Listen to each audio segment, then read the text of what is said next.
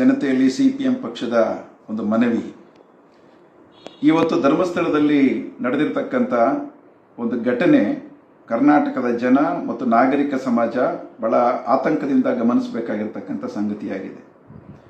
ಧರ್ಮಸ್ಥಳದಲ್ಲಿ ಅನಾಮಿಕ ವ್ಯಕ್ತಿ ಕೊಟ್ಟಂತ ದೂರಿನ ಆಧಾರದ ಮೇಲೆ ನಡೀತಾ ಇರತಕ್ಕಂಥ SIT ತನಿಖೆ ಹೊಸ ಅಂಶಗಳನ್ನು ಬಯಲಿಗೆಳಿತಾ ಇದೆ ಅನ್ನೋ ಸಂದರ್ಭದಲ್ಲಿ ಮತ್ತು ಈ ತನಿಖೆಯ ಮುಖಾಂತರ ನಮಗೆ ನ್ಯಾಯ ಸಿಕ್ಕುತ್ತೆ ಅಂತೇಳಿ ಹೇಳಿ ಅನ್ಯಾಯಕ್ಕೊಳಗಾಗಿದ್ದಂಥ ಜನ ದೂರು ಕೊಡಲಿಕ್ಕೆ ಅಂತೇಳಿ ಹೆಚ್ಚೆಚ್ಚು ಬರೋದಕ್ಕೆ ಆರಂಭ ಮಾಡಿದ ದಿನಗಳಲ್ಲಿ ನಂತರದಲ್ಲಿ ಆ ಸುದ್ದಿಯನ್ನ ಸತ್ಯಗಳನ್ನ ಹೆಚ್ಚೆಚ್ಚು ಜನರ ಮಧ್ಯೆ ತಗೊಂಡೋಗ್ಲಿಕ್ಕೆ ಕೆಲಸ ಮಾಡ್ತಾ ಇದ್ದಂಥ ಸ್ವತಂತ್ರ ಯೂಟ್ಯೂಬರ್ಸ್ ಯಾರಿದ್ದಾರೆ, ಮಾಧ್ಯಮ ಪತ್ರಕರ್ತರು, ಅವರ ಮೇಲೆ ಇವತ್ತು ಬಹಳ ಗಂಭೀರವಾದಂಥ ಮಾರಣಾಂತಿಕವಾದಂಥ ಹಲ್ಲೆಗಳನ್ನು, ಕೊಲೆ ಪ್ರಯತ್ನಗಳನ್ನು ಮಾಡಿರುವಂಥದ್ದು ಇಡೀ ರಾಜ್ಯದ ಆತಂಕ ಪಡಬೇಕಾಗಿರ್ತಕ್ಕಂಥ ಒಂದು ಸಂಗತಿಯಾಗಿದೆ.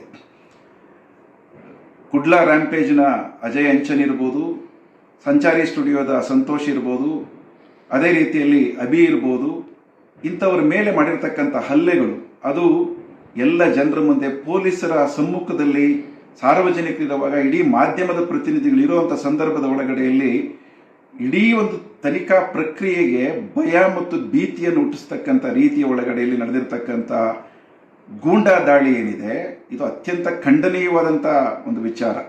ಸಿಪಿಎಂ ಪಕ್ಷ ಈ ಒಂದು ದಾಳಿಯನ್ನು ತೀವ್ರವಾಗಿ ಖಂಡಿಸ್ತದೆ. ಮಾಧ್ಯಮ ಪತ್ರಕರ್ತರು ಯಾರು ಯೂಟ್ಯೂಬರ್ಸ್ ಮೇಲೆ ದಾಳಿಯಾಗಿದೆ ಅವರ ಜೊತೆಯಲ್ಲಿ ಸಂಪೂರ್ಣವಾಗಿ ಸಿಪಿಎಂ ಪಕ್ಷ ನಿಲ್ಲುತ್ತೆ, ಅವರ ಬೆಂಬಲಕ್ಕಿರುತ್ತೆ ಅನ್ನೋಂಥ ಮಾತನ್ನು ಹೇಳೋದಕ್ಕೆ ಬಯಸ್ತೀನಿ.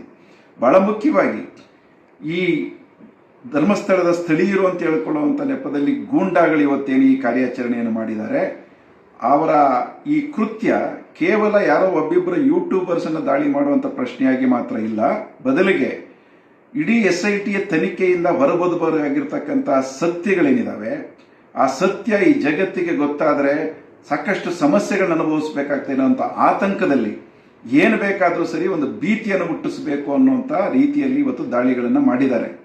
ಇದೇ ರೀತಿಯಲ್ಲೇನೇ ಇದುವರೆಗೂ ಕೂಡ ಧರ್ಮಸ್ಥಳದ ಒಳಗಡೆಯಲ್ಲಿ ಯಾರು ಸತ್ಯ ಮಾತಾಡ್ತಾರೆ, ನ್ಯಾಯ ಮಾತಾಡ್ತಾರೆ, ನಿಜವನ್ನು ಹೇಳ್ತಾರೆ ಅವರ ಮೇಲೆ ದಾಳಿಗಳು ನಡೆಸುವಂಥದ್ದು, ಕೊಲೆಗಳನ್ನು ನಡೆಸುವಂಥದ್ದು, ಇಂಥ ಒಂದು ಭೀಕರ ವಿಧಾನವನ್ನು ಅನುಸರಿಸ್ತಾ ಬರಲಾಗಿದೆ. ಅದರ ಒಂದು ಪ್ರದರ್ಶನವನ್ನೇ ಇವತ್ತು ಧರ್ಮಸ್ಥಳದಲ್ಲಿ ಯೂಟ್ಯೂಬರ್ಗಳ ಮೇಲೆ ಗೂಂಡಾಗಳು ನಡೆಸಿರ್ತಕ್ಕಂಥದ್ದು ಅನ್ನೋದನ್ನು ನಾವು ಗಮನಿಸಬೇಕಾಗಿದೆ. ಈ ಹಿನ್ನೆಲೆ ಒಳಗಡೆಯಲ್ಲಿ ಮುಂದಕ್ಕೆ SIT ತನಿಖೆ ಸರಿಯಾಗಿ ನಡೀಬೇಕು ಮತ್ತು ಯಾರ್ಯಾರು ಹೊಸ ಸಾಕ್ಷಿಗಳು ಇವತ್ತು ತಾನು ಸಾಕ್ಷಿ ಕೊಡ್ತೀನಿ ಅಂತೇಳಿ ಮುಂದಕ್ಕೆ ಬರ್ತಿರುವಂಥ ಸಂದರ್ಭದಲ್ಲಿ ಅವರಿಗೆ ರಕ್ಷಣೆ ಕೊಡಬೇಕು ಮತ್ತು ಆ ರೀತಿ ಮುಂದೆ ಬರುವಂಥವರಿಗೆ ಭಯ ಇರಲಾರದ ರೀತಿಯಲ್ಲಿ ವಾತಾವರಣವನ್ನು ಸೃಷ್ಟಿ ಮಾಡಬೇಕು. ಆ ಹಿನ್ನೆಲೆ ಒಳಗಡೆಯಲ್ಲಿ ಈ ಗೂಂಡಾಗಳ ಮೇಲೆ ಕರ್ನಾಟಕ ಸರ್ಕಾರ ತೀವ್ರವಾದಂಥ ಕ್ರಮವನ್ನು ತಗೋಬೇಕು. ಅವರ ಮೇಲೆ ಕ್ರಮ ತಗೊಳ್ಳೋದು, ಶಿಕ್ಷೆ ಕೊಡಬೇಕು. ಅವರನ್ನು ಮಾತ್ರ ಅಲ್ಲ, ಅವರ ಹಿಂದೆ ಇದಕ್ಕೆ ಪ್ರೇರೇಪಣೆ ಕೊಡ್ತಿರ್ತಕ್ಕಂಥ ಶಕ್ತಿಗಳೇನಿದ್ದಾರೆ ಅಂತ ದುಷ್ಟ ಶಕ್ತಿಗಳ ಮೇಲೂ ಕೂಡ ಇವತ್ತು ತೀವ್ರವಾದ ಕ್ರಮಗಳನ್ನು ಕರ್ನಾಟಕ ಸರ್ಕಾರ ತಗೋಬೇಕಂತ ಅಗತ್ಯ ಇದೆ ಅಂತೇಳಿ ಸಿಪಿಎಂ ಪಕ್ಷ ಒತ್ತಾಯ ಮಾಡ್ತದೆ. ಮತ್ತು ಇಂಥ ಯಾವುದೇ ದಾಳಿ ದಬ್ಬಾಳಿಕೆಗಳನ್ನು ಈ ರಾಜ್ಯದ ಜನ ಬೆದರೋದಿಲ್ಲ. ಇಂತಹ ದಬ್ಬಾಳಿಕೆಗಳಿಗೆ ಇದನ್ನು ಎದುರಿಸ್ತಾರೆ. ಇಡೀ ನಾಗರಿಕ ಸಮಾಜ, ಕಮ್ಯುನಿಸ್ಟ್ ಪಕ್ಷವೂ ಸೇರಿದಂತೆ ಪ್ರಗತಿಪರ ಸಂಘಟನೆಗಳು, ಪಕ್ಷಗಳು ಅನ್ಯಾಯದ ವಿರುದ್ಧ ಇದಾವೆ ಅನ್ನುವಂಥದ್ದನ್ನು ಸ್ಪಷ್ಟ ಸಂದೇಶವನ್ನು ಕೂಡ ಈ ಮುಖಾಂತರ ಕೊಡೋದಕ್ಕೆ ನಾನು ಬಯಸ್ತೀನಿ.